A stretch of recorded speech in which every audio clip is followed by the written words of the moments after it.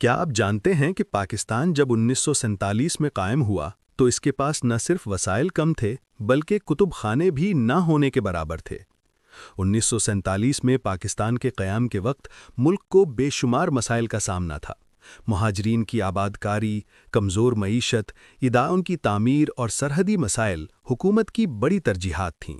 ان حالات میں تعلیم اور لائبریریوں کی ترقی فوری توجہ حاصل نہ کر سکی۔ اس وقت پاکستان میں شرح خوانندگی تقریباً 10% سے بھی کم تھی۔ زیادہ تر بڑے تعلیمی ادارے اور لائبریریاں ہندوستان میں رہ گئیں۔ پاکستان کے حصے میں چند ہی بڑے علمی ادارے آئے، جن میں پنجاب یونیورسٹی اور سندھ یونیورسٹی نمایاں تھیں۔ علم کے کئی خزانے سرحد پار رہ گئے اور کئی لائبریریاں فسادات کی نظر ہو گئیں۔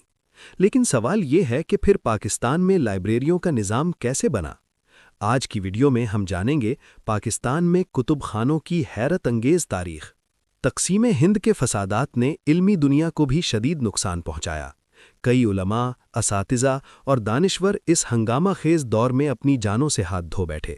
کتابوں، مخطوطات اور نایاب علمی ذخائر کو بھی نقصان پہنچا۔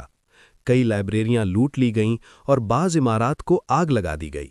یوں پاکستان کو اپنے سفر کا آغاز ایک کمزور علمی بنیاد کے ساتھ کرنا پڑا۔ 1950 اور 1960 کی دہائیوں میں پاکستان نے تعلیمی ترقی کی طرف قدم بڑھانا شروع کیا۔ نئی یونیورسٹیاں قائم ہوئیں اور ان کے ساتھ جدید کتب خانے بھی وجود میں آئے۔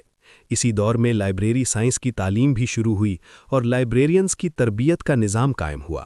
اسی دوران پاکستان لائبریری ایسوسی ایشن جیسے اداروں نے لائبریری پیشے کو منظم کرنے میں اہم کردار ادا کیا۔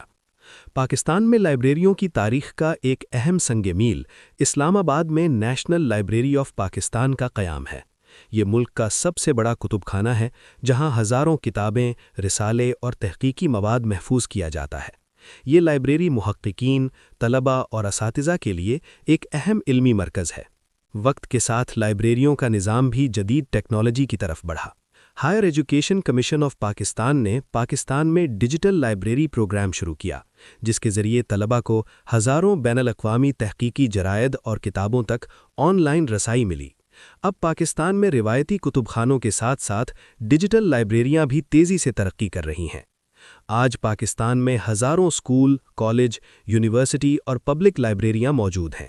اگرچہ ابھی بھی لائبریری کلچر کو مزید فروغ دینے کی ضرورت ہے، لیکن علم کی یہ شمعیں مسلسل روشن ہو رہی ہیں۔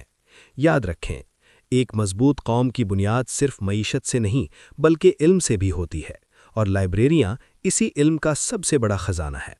اگر آپ کو یہ ویڈیو پسند آئے تو لائک کریں، چینل کو سبسکرائب کریں اور علم کو آگے پھیلائیں۔